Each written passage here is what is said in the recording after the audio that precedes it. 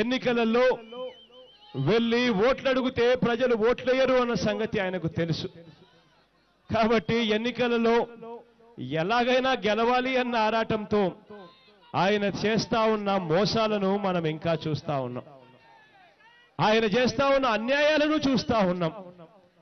ఎన్నికల్లో గెలవడం కోసం ఏ అన్యాయమైనా చేయడానికి వెనకాడని చంద్రబాబు నాయుడు గారి మనస్తత్వాన్ని మనం చూస్తా ఉన్నాం. ఎన్నికల్లో ఎలాగైనా గెలవడం కోసం ప్రజల ఓట్లను తీసేస్తాడు, దొంగ ఓట్లను ఎక్కిస్తాడు, ప్రజలకు సంబంధించిన ఆధార్ డీటెయిల్స్ ను చోరీ చేస్తాడు, ప్రజలకు సంబంధించిన బ్యాంక్ అకౌంట్ డీటెయిల్స్ ను చోరీ చేస్తాడు. చివరకు మన ఇంట్లో ఉన్న ఆడవాళ్ల ఫోన్ నెంబర్లు వాళ్ళ జన్మభూమి కమిటీ సభ్యులకు, సేవామిత్ర సభ్యులకు కూడా ఇచ్చే సంస్కారం లేని పనులు కూడా చేస్తాడు ఈ పెద్ద మనిషి చంద్రబాబు నాయుడు గారు. ఆయన చేస్తా ఉన్న ఎన్నికల్లో గెలవడం కోసం ఆయన చేస్తా ఉన్న అన్యాయాలు అన్నీ కూడా కాదు.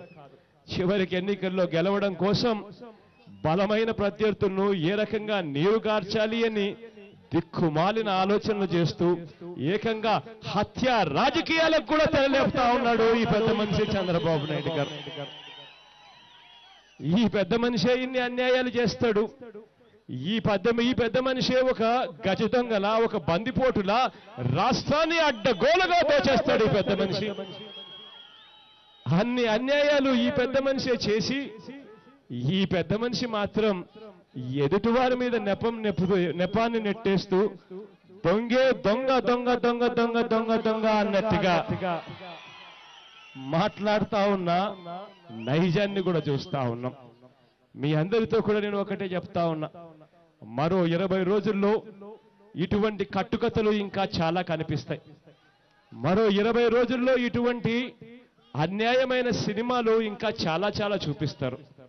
ఎందుకంటే మనం పోరాటం చేస్తా ఉన్నది ఒక్క చంద్రబాబు నాయుడు గారితోనే కాదు, చంద్రబాబు నాయుడు గారితో పాటు ఈనాడుతో పోరాటం చేస్తా ఉన్నాం, ఆంధ్రజ్యోతితో పోరాటం చేస్తా ఉన్నాం, TV5తో పోరాటం చేస్తా ఉన్నాం, ఇంకా ఇటువంటి అమ్ముడుపోయిన అనేకమైన టీవీ ఛానళ్లతో పోరాటం చేస్తా ఉన్నాం.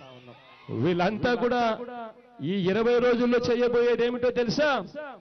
ఉన్నది లేనట్టుగా, లేనిది ఉన్నట్టుగా విపరీతంగా కూడా ప్రచారం చేసే పరిస్థితుల మధ్య పోరాటం చేస్తా ఉన్నాం.